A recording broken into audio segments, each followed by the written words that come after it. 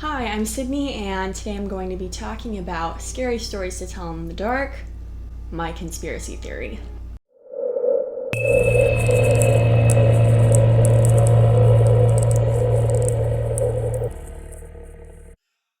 If you haven't already checked out my review, spoiler-free or with spoilers on the film, then you can watch that first in the description below.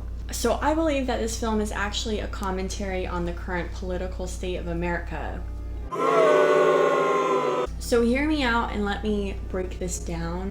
This film is surrounded around the campaign and election of President Nixon. He was a particularly controversial president, if anything, and I would argue that our current president is possibly controversial. I don't know. But throughout the film, they are very intentional on showing President Nixon's presence in that time period, particularly through media and through the television. The adults that do surround this film are very verbal and divided in their opinions about Nixon. The sheriff character, aka Billy from Ally McBeal, is pro-Nixon, and he's also making bets on him winning the election. But not only that, he's consistently driven by racism throughout the film, perpetuating a particularly threatening attitude towards Ramon, who is the one Mexican in the film.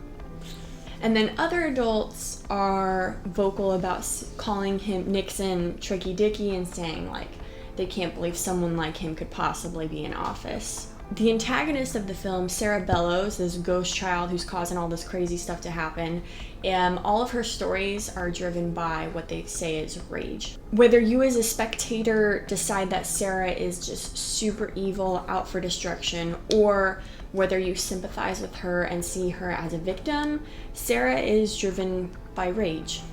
You could argue that both sides of our current political system are driven by rage at the moment. But with that being said, the ultimate resolution of the film is that rage has to stop.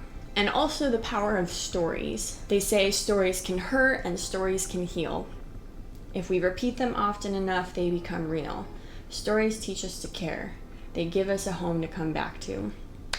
Now, if you've been present at all on social media, or if your Facebook feed looks anything like mine has the past few months or year even, it's been filled with lots of tragic stories of individuals, whether it be immigrants or victims of gun violence or victims of racism. Everyone has their own story. But within all those stories, on both sides, our country is just very saturated with rage at the moment. But even more than that, we're seeing the way that these stories repeat themselves throughout history. And I think that they kind of used the presidential election of Nixon to be maybe a parallel as to maybe what's happening now and maybe how people are being affected by that. But the way that they were able to take that time period and take the theme of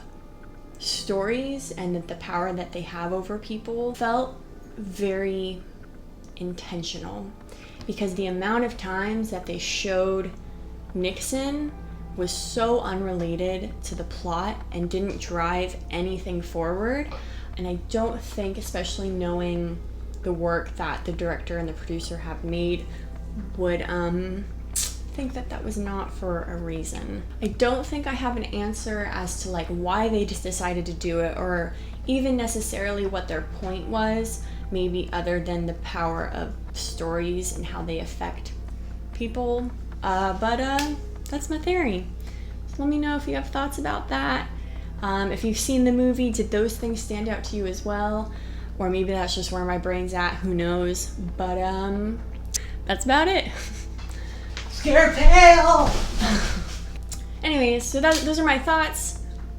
Let me know what you think. Thank you so much for watching this video. Subscribe if you want. If you thought that was trash, that's okay too, but thank you for watching anyways. And that's it. Okay, bye.